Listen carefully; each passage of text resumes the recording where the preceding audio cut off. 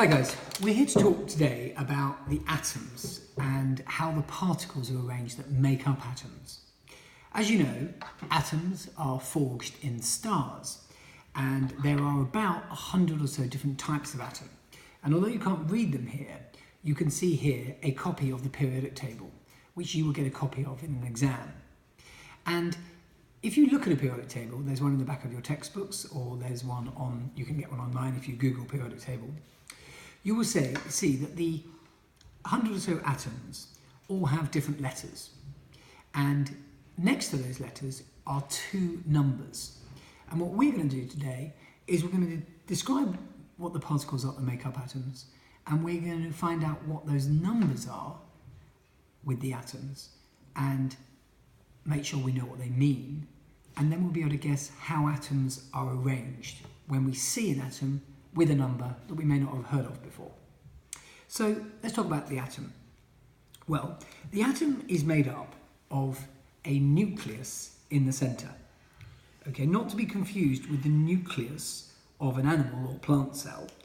It is in the centre, and it contains two different particles.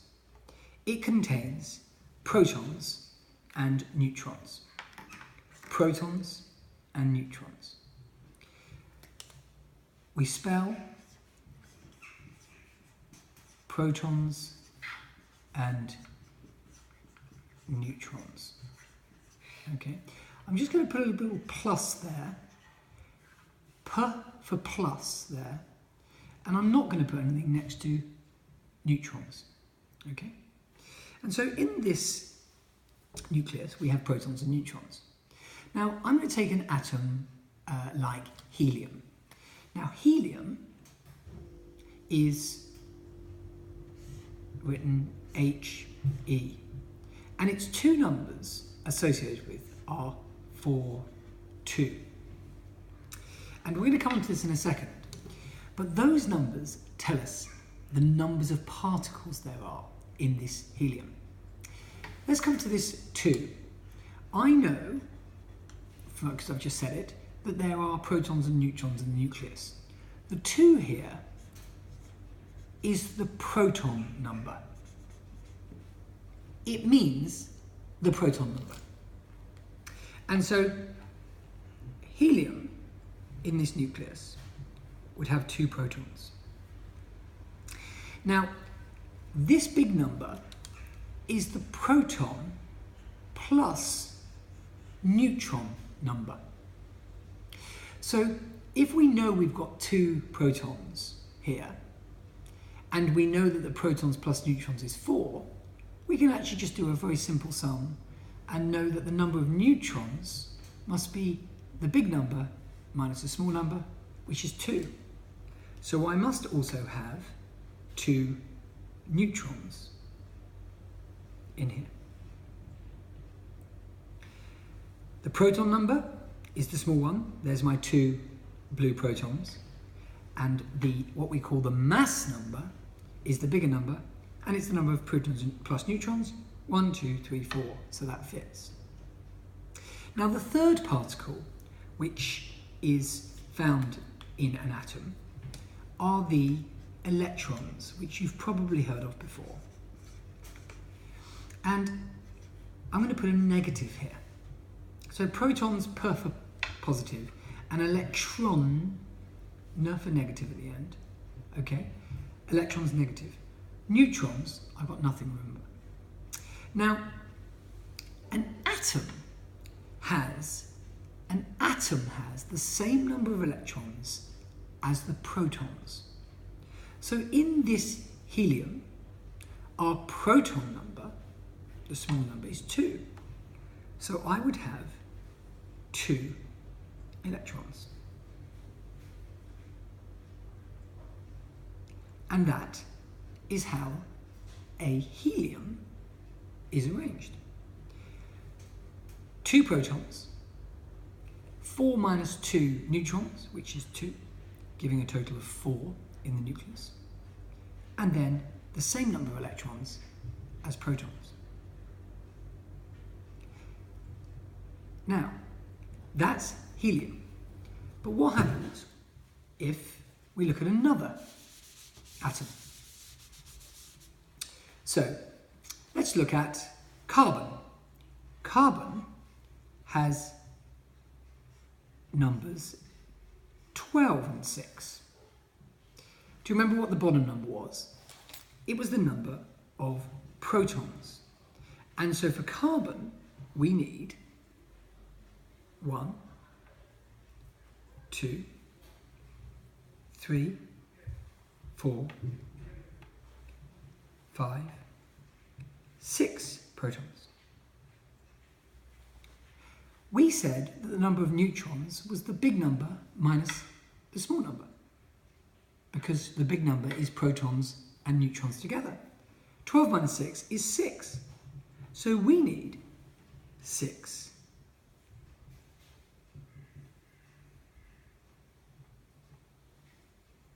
neutrons. It's really quite simple. That, let's just check that. The bottom number is protons, 6, 1, 2, 3, 4, 5, 6 blues. The top number is the protons plus neutrons, which is 1, 2, 3, 4, 5, 6, 7, 8, 9, 10, 11, 12. Great. So we now know the numbers of protons and neutrons. Now I said an atom has the same number of electrons as protons.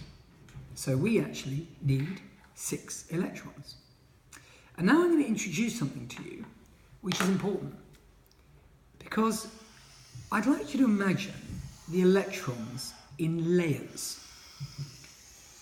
And we call these shells. And we need to know how electrons are arranged, because they don't just go willy-nilly outside the nucleus. They whiz around the nucleus, and if you read your notes, you can see how electrons whiz around the nucleus. But they are arranged by having 1, 2 in the first layer, which we call a shell, and then up to 8 in the second. Now I said the number of electrons equals the number of protons, so we only need 6. So the first 2 of those 6 are going to go in the first layer, the first shell. But then we need to go into the second layer. And here we have got 4 left, 6 minus the 2 we've already put in. And so they would go in the second layer. Like that. So let's just check our figures here. 6 protons, the smaller number, 6 blues. 12 minus 6 neutrons, 6 greens, and the total should be 12 in there. And then the same number of electrons as protons in an atom. Remember, I keep saying this, in an atom. 1, 2, 3, 4, 5, 6. Arranged in, and this is important in terms of the way we arrange electrons. We say that they've been arranged in a formation of 2, 6. 2 in the first, and 6 in the second orbital. And we call this the electronic, because they're electrons, configuration. The electronic configuration. So, what are we picking up here? Well, atoms are made of protons, neutrons, and electrons. The 2 numbers associated with every atom in the periodic table tell us how many protons first, with the small number, protons plus neutrons for the big number, and by association, in an atom, we have the same number of electrons. Well, why do I keep saying in an atom? Well, this comes to the positive and negative signs that I put on protons and electrons, because they are charges. Protons are positively charged and electrons are negatively charged. And a bit like a north and south pole of a magnet attracting each other, plus and minus attract. So I'm now going to tell you why an atom stays together. And it's because the positive neutrons in the middle here attract the negative electrons. And the negative electrons swirl around the nucleus because they're attracted to them. But with a magnet, the north and south poles, if they get close enough, will join. why doesn't that happen in an atom? Why do the electrons keep swirling around the outside? Well, the answer to that is because they're swirling so fast that in fact they are trying to fly off. But the nucleus and the positive attraction keeps them just in check. And that's very similar to the Earth orbiting the Sun. The Sun is going the Earth is going about 64,000 miles an hour around the Sun. And if gravity wasn't in place, a bit like a ball on a string, if gravity wasn't in place, then the Earth would hurtle off into space. But the force of gravity of the Sun keeps the Earth in check, keeping it going around. It's a bit like an invisible string. If the string with a ball on the end that you were swirling around your head broke, the ball would fly off. And that's what would happen to the Earth. And that's also what would happen with electrons. They would fly off. But the attraction of the nucleus pulls them in. So they want to fly off that way. The attraction pulls them in. And what we call the resultant force, which is the overall end result, is that they come round in a circle. And that's why electrons rotate around the nucleus.